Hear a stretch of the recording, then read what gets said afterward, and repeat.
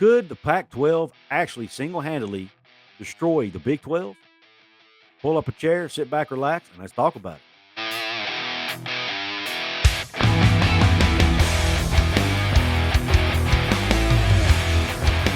What is up, college sports fans, fellow members of Mountaineer Nation? This is Coos, and welcome into another edition of Coos' Corner. So pull up that chair, sit back, relax, and let me serve you up this shot of top-shelf college football content. Where's this idea coming from that the Pac-12 could destroy the Big 12? Well, it's coming from a man by the name of Mr. Jon Wilner. All you Big 12 fans know Jon Wilner. He's a Pac-12 reporter from Wilner Hotline, does his own thing over at Wilner Hotline. He's been covering a lot of the conference expansion stuff, the USC UCLA stuff. And he put out a tweet today that I'm going to share with you.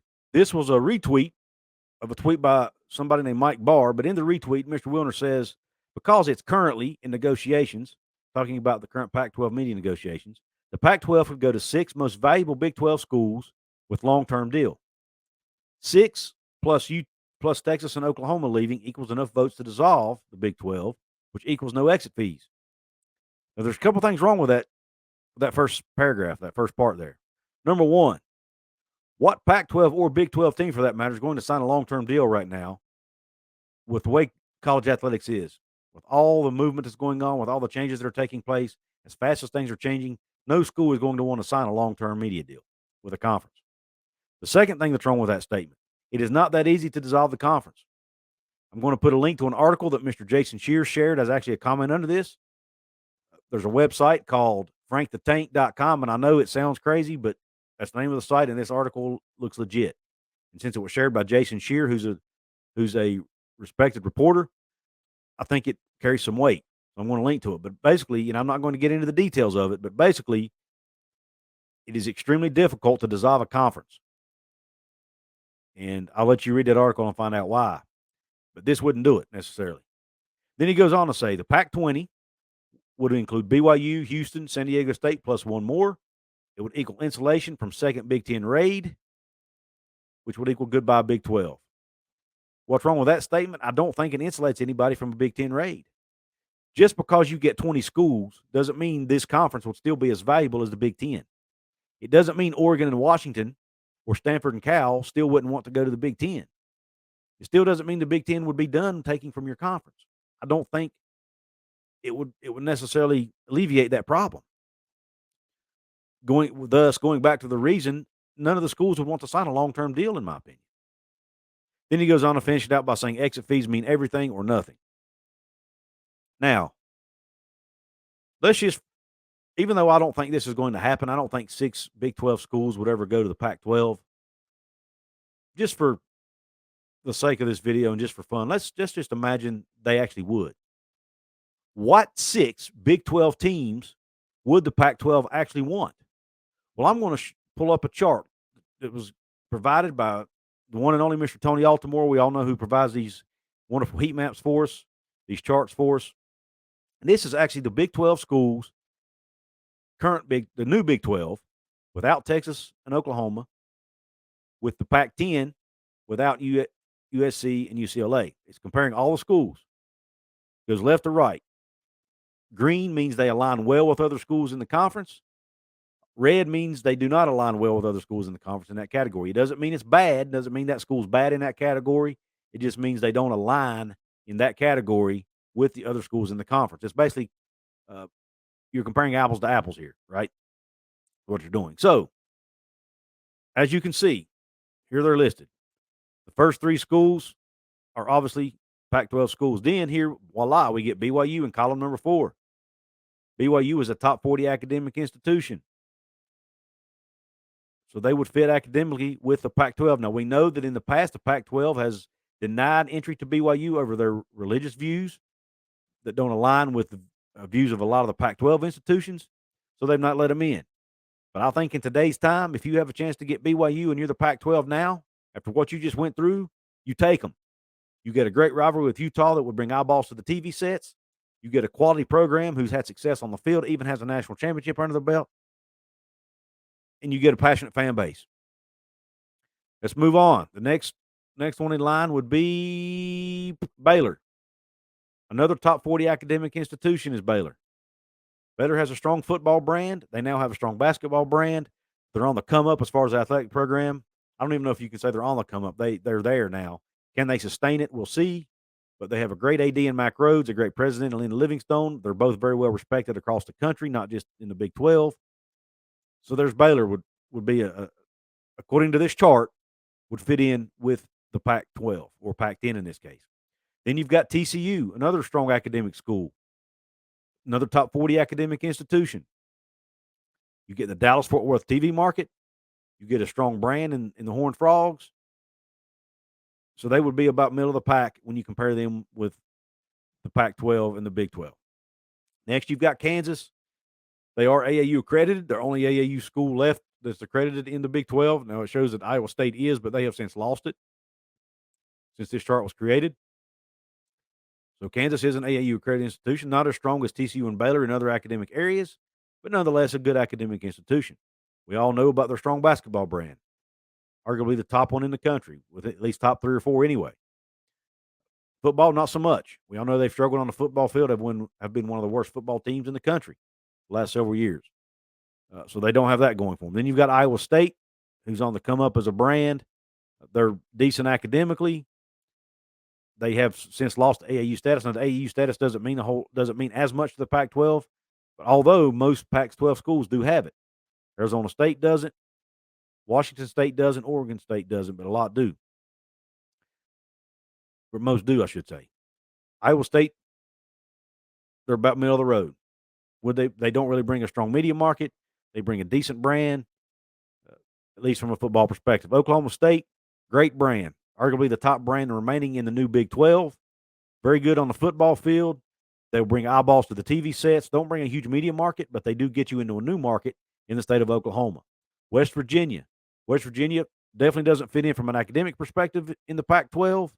They are Carnegie R1. They're not AAU, and they have low academic ratings because their job is to educate as many people in the state of West Virginia as possible. Therefore, they let in a lot of people that don't graduate. It's just part of their goal as a university to educate as many as possible.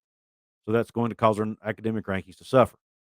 But what West Virginia would bring, it would get you into the Eastern time zone, would allow you to be able to play 12 o'clock noon games. West Virginia has a strong brand, a very passionate fan base. Not only does it get you in the Eastern time zone, it gets you in a brand new market with Pittsburgh and the state of West Virginia. West Virginia also has a strong alumni base in Washington, D.C., and all over the country for that matter. So you get brand recognition, you get a new mini market, you get the Eastern time zone. Next Big 12 school, you've got UCF. You get in the state of Florida, you get another school in the Eastern time zone, another Carnegie R1 school. They are rated better academically than West Virginia, but still not great compared to other Pac-12 schools. They do have an extremely large enrollment, over 59,000 students at UCF, one of the larger universities in the country, if not the largest. So that would be a plus. You got Cincinnati, get you into the state of Ohio, another team in the Eastern time zone, a new media market, a strong football brand, good basketball brand. Houston media market, one of the top 10 markets in the country. Up and coming football brand, already a strong top 10, arguably basketball brand today. Kansas State, small media market, decent football brand, decent basketball brand. Not really sure what they bring to the table for the Pac-12. They're a great school, great respectable school. Nothing against them. I love my folks over at Wildcat Country, EMAW. But would they bring anything to the Pac-12? Then Texas Tech, you would get into the state of Texas. You get a very passionate fan base, a fairly large fan base, but not massive. Academics, kind of like West Virginia, academics would not be there. So, of these 12 schools, which if I were the Pac-12 and I was going to pick off 6 Big 12 schools, what 6 would I take? Here they are. Number 1, I'm taking BYU. You let all the religious stuff go. You let all the value stuff go. The not fitting there go. You take them. They're too valuable not to take. They fit in academically. They have a strong, passionate fan base. Get you a good rivalry game with Utah. You take them. Number 2 on my list would be the Baylor Bears. They now have a strong brand in football and basketball. They fit in well academically. You get the brand recognition, and you get into the state of Texas. TCU, Not only get you another school in Texas, you get the Dallas-Fort Worth media market, which is the 5th largest one in the country. You get another school with a good brand, and you get a top 40 academic institution. There's 3.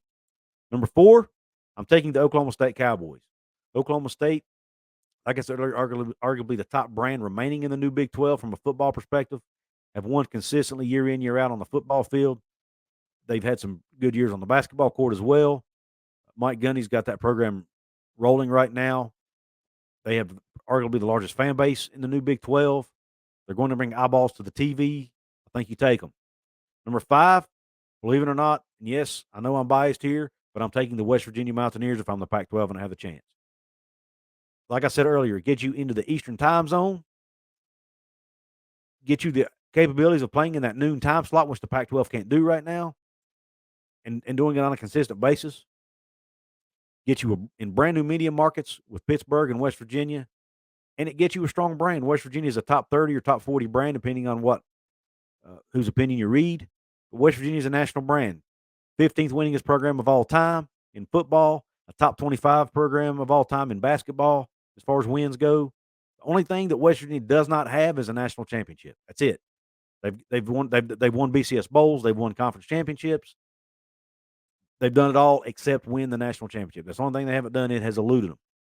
But they're a strong brand. We all know they have a very passionate fan base, and they will watch the games. And last but not least, this was a hard one. It came down to UCF, Cincinnati, and Houston for me. But I'm taking UCF because I think UCF has a greater upside. They're in the state of Florida. They've got that 59,000 student enrollment, so they're going to have a huge alumni base going forward. Helps with recruiting for your other institutions, and it gets you that second school in the Eastern time zone. I'm sorry, Cincinnati. I don't think you bring a strong enough market presence right now because you're in the state of Ohio, which is dominated by the Ohio State Buckeyes. Cincinnati's a quality brand, but I don't think they bring anything else, and they don't fit academically. Houston, I know Houston fits in a lot of ways, but I just don't think Houston's a strong enough brand right now today to add a lot of value, and I don't think that they're academically just yet, even though they do spend a lot more in research than some of the other schools. The rankings are just not there, and I know West Virginia's not either, folks, but West Virginia brings other things to the table. So this is not just about academics, okay? I don't think Kansas State brings enough to the table, unfortunately, from a Pac-12 perspective. Texas Tech would bring a large, passionate fan base in the state of Texas. I just don't think they bring enough to the table. I know Texas Tech fans are going to be mad at me. I know Kansas State fans are going to be mad at me, and Houston and Cincinnati and Kansas fans. I'm sorry. Kansas, your football team still sucks. And until they don't, you don't bring enough to the table. But with that being said, Couz's Corner family, let me know your comments in the comment section. If you're mad at me, and I want to hear your argument as to why your school should be included if I left them out. And what schools did you add? Do you think the top 6 I picked would be your picks? BYU, Baylor, TCU, Oklahoma State, West Virginia, and UCF. Who else would you pick? And once again, to those fan bases I didn't select, I have nothing against your schools. I'm just looking at what would bring value to the current Pac-12 today, what would help them move the needle for their conference. Don't forget to check out my merch store. Don't forget to become a channel member by hitting the join button below. If you want to just make a one-time donation, you can hit the heart thanks button right below the video, or you can check out my Cash App, Venmo, and PayPal links in my description box. If you want to support me absolutely free, there's 4 ways you can do it. You can like the video, share the video, leave that comment. You can subscribe to my channel if you haven't yet. With that being said, I really appreciate you tuning into this show, and until the next one, Q Country Roads.